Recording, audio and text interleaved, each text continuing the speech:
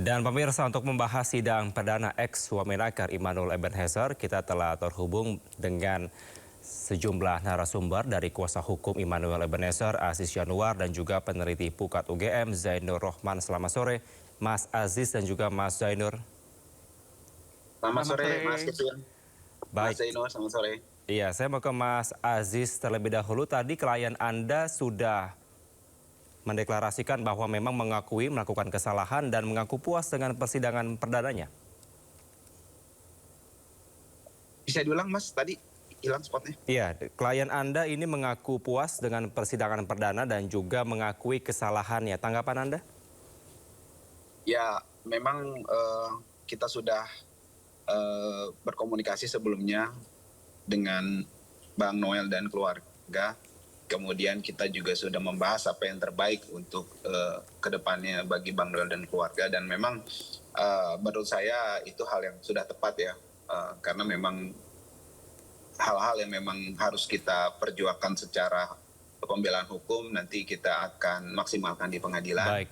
Bagaimana bukti-bukti dan juga saksi-saksi yang nanti memang kita hadirkan, serta argumen-argumen yang kita akan bangun berdasarkan data dan fakta yang ada. Demikian, Mas Kevin. Ya, berarti betul klien Anda menerima suap sebesar 3,3 miliar rupiah, Mas Aziz? Ya, adapun penerimaan yang dimaksud memang diakui oleh beliau dan bahkan sudah dikembalikan dalam arti apa yang diterima oleh Bang Noel yang dituduhkan itu sudah dikembalikan melalui pihak KPK. Oke, klien Anda juga menyampaikan bahwa akan bertanggung jawab dan tidak ingin publik ini melibatkan presiden dengan adanya abolisi yang sempat ramai. Benarkah seperti itu? Ya, beliau juga menyampaikan seperti itu. Artinya memang kita murni memperjuangkan secara maksimal dari sisi penegakan hukum dan argumen dari kita terkait dengan fakta-fakta ya. Kita fokus kepada fakta-fakta yang memang ada beberapa yang harus kita luruskan karena memang yang dimuat di BAP itu ada beberapa yang harus kita luruskan. Seperti itu, Mas Kevin. Baik, dari pihak hakim juga tadi memberikan kesempatan apakah akan memberikan tanggapan dari pihak terdakwa dalam hal ini Immanuel Ebenhezer maupun juga dari pihak kuasa hukum. Tapi memilih untuk menolak. Mengapa, Mas? Ya. Yang dimaksud tadi sesuai KUHP yang baru yaitu perlawanan atau yang di KUHP lama itu eksepsi. Kami awalnya memang bermaksud, awalnya beberapa hari yang lalu kita sempat bertemu memang tidak mengajukan eksepsi sepakat. Kemudian tadi sebelum persidangan Bang Noel sempat berkomunikasi dengan saya langsung. Kemudian ada ide untuk diesepsi karena atau perlawanan karena ada beberapa hal yang memang menurut dia patut untuk dibahas dan dimasukkan ke dalam eksepsi. Akan tetapi tadi menjelang injuri keputusan tadi untuk menyampaikan eksepsi atau tidak, ketika berdiskusi sebentar tadi kita memutuskan untuk tidak melakukan eksepsi untuk beberapa hal yang strategis seperti itu. Oke, saya mau ke Mas Zainur. Mas Zainur, ini dari pihak terdakwa sudah mengakui kesalahannya dan sudah mengakui bahwa menerima suap sebesar 3,3 miliar. Tanggapan Anda? Ya, itu merupakan satu sikap yang menurut saya sangat mendukung proses peradilan ya. Ketika seorang terdakwa itu mengakui melakukan satu tindak pidana, mengakui kesalahan, maka tentu itu bisa menjadi satu faktor yang dapat dipertimbangkan oleh majelis sebagai faktor yang meringankan gitu. Memang kalau kita lihat pasal yang digunakan itu pasal 12 huruf E kecil dan juga atau 12 B huruf besar. Kalau pasal yang digunakan adalah pasal-pasal yang lain itu menggunakan KUHP ya. Misalnya pasal 2 ayat 1 atau pasal 3 yang menjadi pasal 603 dan 604. Kalau sudah menggunakan KUHP sebenarnya ada banyak hal yang wajib dipertimbangkan oleh majelis hakim di dalam menjatuhkan pemidanaan, antara lain soal bentuk kesalahan, motif, sikap batin, cara melakukan tindak pidana, sampai kemudian hal-hal yang kemudian seperti dilakukan oleh terdakwa, yaitu mengakui kesalahannya. Bahkan sebenarnya kalau ancaman pidananya masuk, itu ada Pleibergen di dalam KUHP yang baru ya, Undang-Undang Nomor 20 Tahun 2025. Namun untuk tindak pidana korupsi, pasal yang didakwakan itu memiliki ancaman pidana yang melewati apa yang diatur di dalam Pleibergen itu, kemungkinan itu tidak dapat digunakan. Tapi saya apresiasi ya bahwa ada sikap gentle, mengakui kesalahan, dan tentu itu menjadi satu faktor yang akan mendukung jalannya persidangan menjadi lebih lancar lagi. Gitu Mas Kevin. Baik, berarti akankah lebih cepat persidangan-persidangan mendatang menurut Anda? Ya tentu soal prosedur persidangan, ya agenda persidangan, jadwal persidangan itu tetap ya. Hanya saja kan isi dari persidangan itu kemudian akan menjadi lebih lancar. Harapannya seperti itu karena ada pengakuan dari terdakwa. Meskipun di dalam hukum pidana tetap dengan prinsip beyond reasonable doubt harus ada kebenaran material, tidak bertumpu kepada pengakuan seorang terdakwa, namun dengan adanya pengakuan terdakwa tersebut tidak berbelit-belit, tidak melakukan penyangkalan-penyangkalan yang mendasar gitu ya. Mungkin nanti persidangan ini akan lebih kepada detail-detail ya, soal misalnya jumlah, soal peran, soal waktu, soal perbuatan-perbuatan yang didakwakan dan seterusnya. Tapi secara keseluruhan saya lihat ini harapannya akan kita lihat ke depan ya. Apakah dengan pengakuan terdakwa di awal persidangan ini nantinya kemudian akan mendukung proses persidangannya akan berjalan lebih cepat, lebih lancar, dan kemudian itu menjadi faktor yang dipertimbangkan oleh majelis hakim sebagai salah satu faktor yang meringankan untuk penjatuhan pidananya. Itu Mas Kevin.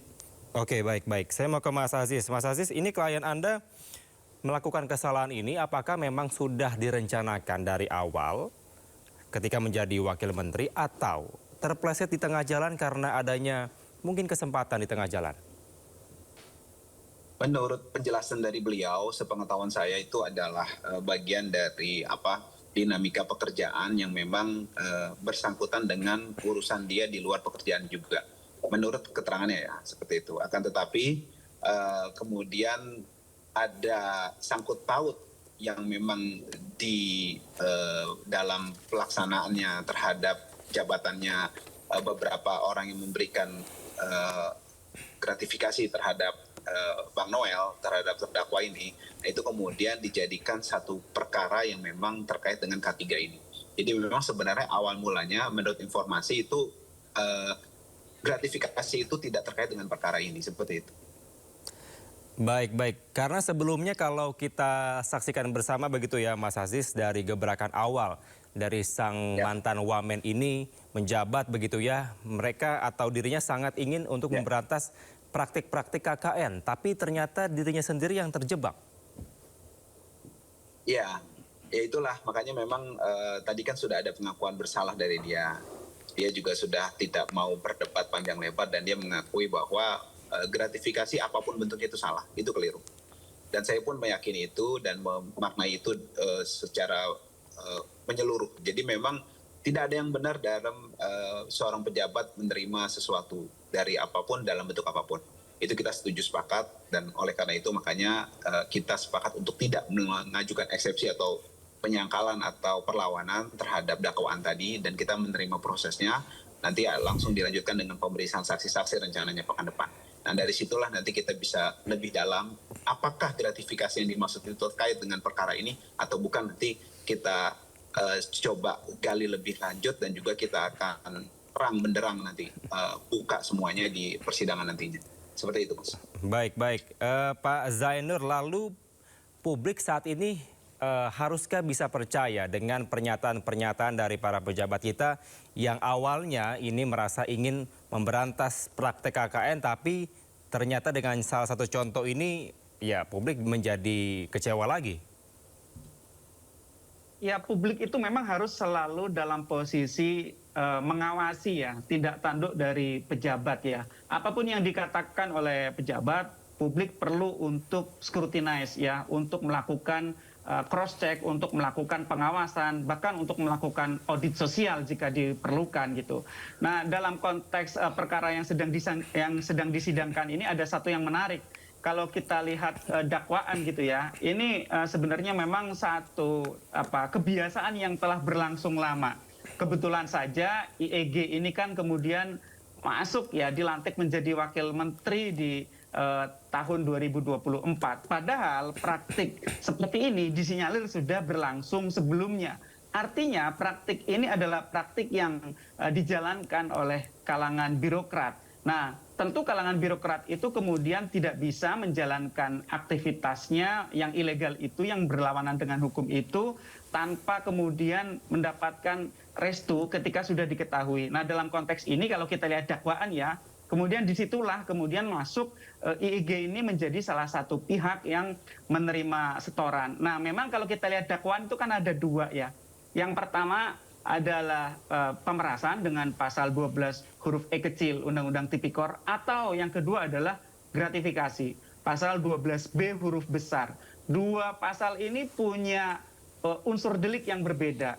Kalau pemerasan itu intinya adalah adanya paksaan, sedangkan gratifikasi itu adalah pemberian atau pemberian dalam arti luas gitu ya, yang kemudian menjadi suap sebagai bentuk tindak pidana korupsi. Dua-duanya merupakan satu bentuk tindak pidana, tetapi memiliki unsur delik yang berbeda dan kemudian juga memiliki konsekuensi yang berbeda. Tapi sekali lagi, ini adalah satu patologi birokrasi, ya, penyakit birokrasi yang telah berlangsung lama. Saya jadi ingat begitu ya, ada satu pernyataan mantan menteri juga namanya Prof. Mahfud MD, beliau mengatakan bahwa malaikat masuk sistem juga akan menjadi setan ketika sistemnya itu sendiri rusak gitu ya. Nah, ini praktik yang sudah berlangsung lama, ketika orang baru masuk tersebut ikut di dalam sistem itu tersebut. Nah, itu yang kita bisa baca dari dakwaan. Iya, berarti memang sistem pada saat ini masih bobrok ya, Mas Zainur, kira-kira seperti itu?